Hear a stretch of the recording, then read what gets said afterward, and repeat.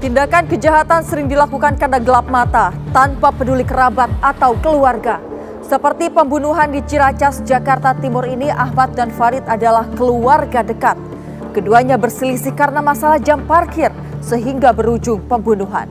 Inilah serial Tabir, cerita tragis juru parkir.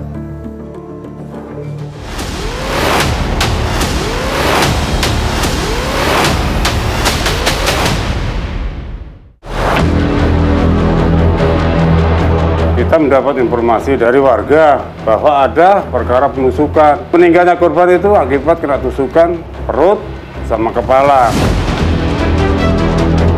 Korban membuntuti dengan membawa bata merah. Tiba-tiba pihak pelaku langsung lari ke jualan kebab mengambil pisau.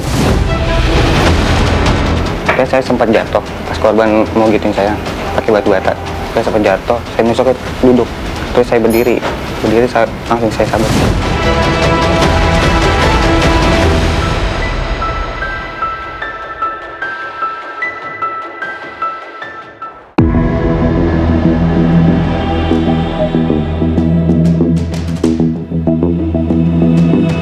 Tindakan kejahatan seringkali dilakukan gelap mata tanpa memperdulikan kerabat atau keluarga.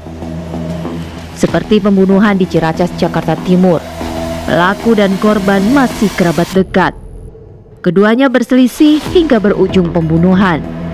Jadi kejahatan itu tidak mengenal keluarga. Dari faktor manapun, dari lingkungan manapun bisa terjadi kejahatan ketika ada konflik yang tidak bisa diselesaikan. Yang disayangkan adalah ini adalah keluarga gitu ya, ada hubungan darah.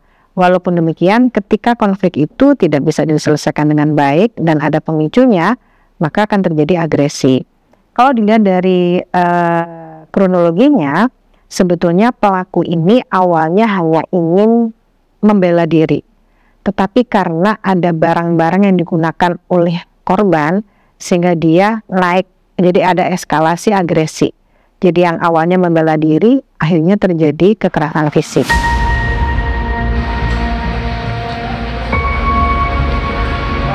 Dalam kasus seperti ini, tak ada istilah dekat atau tidaknya seseorang. Ketika ada konflik yang tak diselesaikan dengan baik, terjadilah agresi. Konflik kecil ini sering terjadi dalam lingkup keluarga. Ini biasanya lebih mudah terjadi di antara keluarga. Karena sebetulnya aturannya kan sudah jelas. Si kakak itu bertugas pagi, si adik yaitu pelaku itu bertugas malam. Kalau ini terjadi pada orang lain, mungkin akan menjadi agak sulit karena ada kondisi yang tidak nyaman atau tidak enak karena itu orang lain. Karena ini ada hubungan keluarga, mungkin menjadi lebih mudah. Itu yang pertama. Yang kedua, ada relasi yang membuat seorang kakak tadi itu yang mungkin umurnya sudah lebih besar, itu jadi ada relasi kuasa yang membuat dia layak melakukan hal ini, itu merebut jam gitu ya. Nah, dalam hal ini kan ini sudah menyalahi keadilan karena sudah ada ketentuan yang berlaku. Jadi yang dilakukan adalah relasi kuasa dari seorang kakak sepupu tadi terhadap adiknya untuk mengambil haknya. Selain itu, hubungan kakak adik menimbulkan relasi kuasa buat mereka layak mendapatkan hal yang diinginkan. Kejahatan tidak terencana seperti ini sering terjadi dengan dalih melindungi diri dari tindakan yang tidak diinginkan. Kronologi yang disampaikan berarti ini bukan kejahatan terencana, tetapi karena impulsivitas hasil dari kemarahan, dari emosi sesaat, tetapi karena ada pemicunya, yaitu ada barang yang menyebabkan si pelaku itu menjadi eskalasi kemarahannya menjadi meningkat. Kalau kita melihat tanda-tandanya kan dia tidak mempersiapkan alat, karena kalau pembunuhan berencana berarti dia sudah menyiapkan peralatan gitu ya. Tapi karena ini dia meminjam dari tempat yang ada di daerah dia itu berkonflik, berarti ini sebuah kondisi impulsivitas berawal dari emosi yang sesaat tadi itu, sehingga menimbulkan agresi yang menyebabkan kematian. Emosi sesaat menjadi pemicu tragedi pembunuhan. Jika emosi tersebut dipadukan dengan barang berbahaya di sekitarnya, dapat menjadi pemicu pembunuhan. Yang ditampilkan di masyarakat itu adalah citra terbaik bagi seseorang ya. Tapi di balik itu kan kita tidak tahu apakah ada konflik yang melatar belakangi atau yang terjadi pada diri masing-masing orang. Jadi secara individu kita tidak paham gitu ya. Jadi kalaupun dia baik, itu adalah citra terbaiknya, tapi konflik yang lain itu yang perlu ditelusuri. Tapi bagaimanapun juga yang perlu kita pahami adalah dalam kondisi ini yang diperebutkan sebetulnya bukan hanya lahan parkir, tetapi harga diri.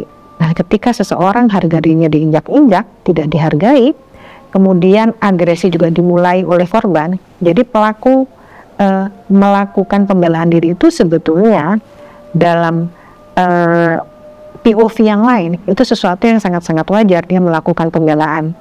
Jadi awalnya dia hanya mau melakukan pemukulan atau penganiayaan untuk membela diri, berakhir dengan kematian. Kematian itu bukan menjadi tujuan utamanya. Dari kasus ini, pemantiknya berada dari Farid yang tidak merasa dihargai oleh Ahmad. Padahal Ahmad sudah diasuhnya sejak kecil. Akibat perbuatannya, Ahmad Nur Hakim dikenakan pasal 338 KUHP dengan ancaman hukuman maksimal 15 tahun penjara. Pasal yang kita kenakan pasal 338 KUHP dengan penjara maksimal 15 tahun penjara dan atau 351 ayat 3 denda kurungan maksimal 7 tahun.